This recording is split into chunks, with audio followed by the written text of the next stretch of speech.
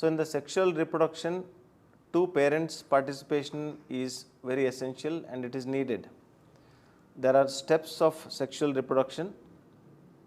First is gametogenesis, second is gamete transfer, third is fertilization, fourth one is gestation, fifth one is parturition, sixth one is lactation. So, the reproductive system includes the organs called as gonads that produces the gametes. Gametes are nothing but the reproductive cells and hormones. And there are ducts or channels that transports these reproductive cells, and there are accessory glands or organs that secrete fluid to support these gametes. Functions of reproductive system: to ensure the survival of the species, to produce egg and sperms cells, to transport and sustain these cells, to nurture the developing offspring, to produce sex hormones. Puberty. Puberty, the age of sexual maturity. At this age, the reproductive system becomes functional and starts producing gametes and sex hormones, which generate secondary sexual characters, leading to sexual dimorphism. Dimorphism means the male secondary sexual characters are different and the female secondary sexual characters are different. In the male, you find deep, low pitch voice, muscle development, facial hair, mainly the beard, growth of axial and pubic hair. In female, you notice high pitch voice, breast development, less hair on the face and body, growth of axial and pubic hair. We go through the parts of male reproductive system now. Male reproductive system consists of a pair of testes, a network of ducts called as epididymis, vas deferens and ejaculatory ducts, the seminal vesicles, the prostate, bulbourethral glands, urethra and penis. The picture shows these components of male reproductive system. The function. The function of male reproductive system is to produce, maintain and transport the sperm. Sperms are nothing but the male reproductive cells, and protect the fluid. The fluid is semen. And to produce and secrete male sex hormones responsible for maintaining the male reproductive system. The system includes the testicles or gonad, which produces sperms. The process of sperm production is called as spermatogenesis. Produces male sex hormones that is testosterone. Sperm production begins at the puberty and continues throughout the life of a male. There is something called as andropause. Find out what the andropause is about. Testis produces testosterone, which is responsible for hair pattern, voice change in male. Development of male accessory organs, especially prostate and seminal vesicles. Testosterone also stimulates the protein building in the body responsible for greater muscle development and strength of the male species. The duct system, the epididymis. Epididymis is a space where the sperm mature in this epididymis. Vas deferens transports the mature sperm to the ejaculatory duct. The ejaculatory duct pours sperms into the urethra. The urethra carries urine and semen outside the body. Seminal vesicles attached to the vas deferens produces sugar-rich fluid, fructose, that provides energy to sperm to move on. Prostate gland produces fluid for sperms. Bulbourethral glands produces mucus for lubrication.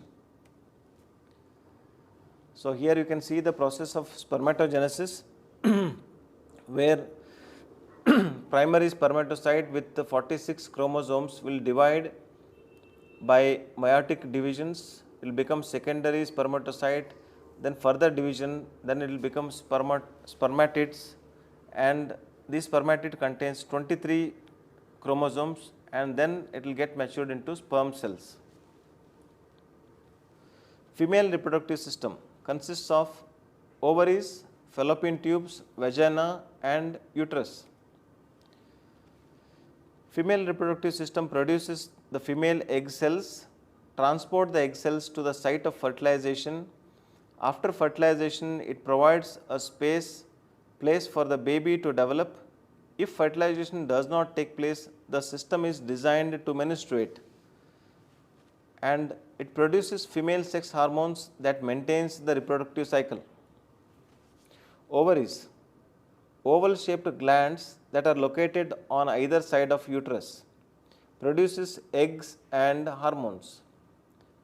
Fallopian tubes, narrow tubes that are attached to the upper part of the uterus and serves as tunnels for the egg cells to travel from the ovaries to the uterus.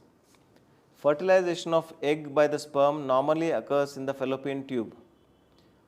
The fertilized egg then moves to the uterus, where it implants itself into the lining of uterine walls. The uterus, the hollow pear-shaped organ that is a home for development of fetus, is divided into two parts. One, the cervix, the lower part of the open part of the vagina. The lower part of the cervix opens into vagina. The main body of the uterus is called as corpus. The corpus can easily expand to hold the developing baby. Cervix is a canal. Through the cervix, it allows the sperm to enter and the menstrual flow to exit. Vagina, the canal that joins the cervix to the outside world, outside of the body.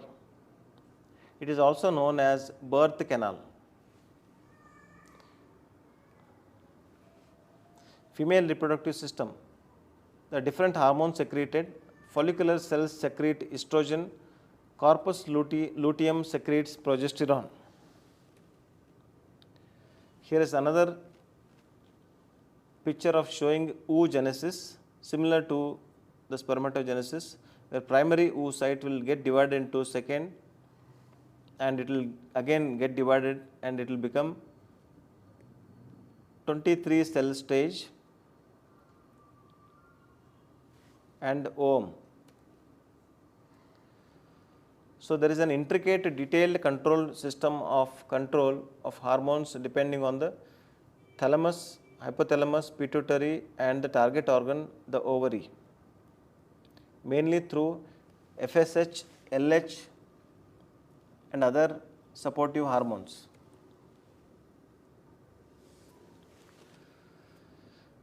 Few words about menstrual cycle.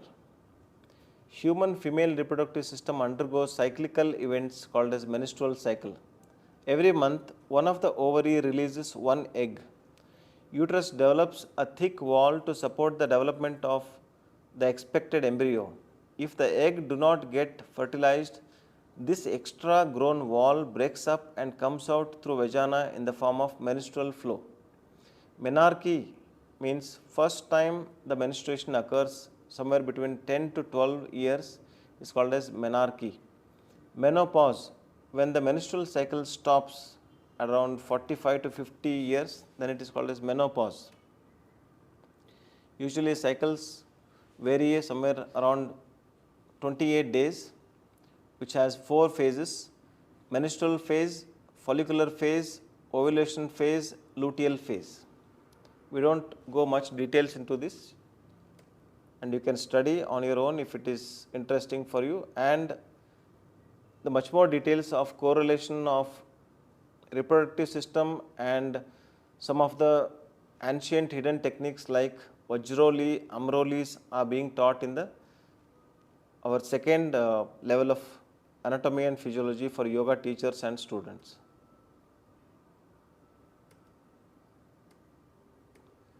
These are few details of reproductive system.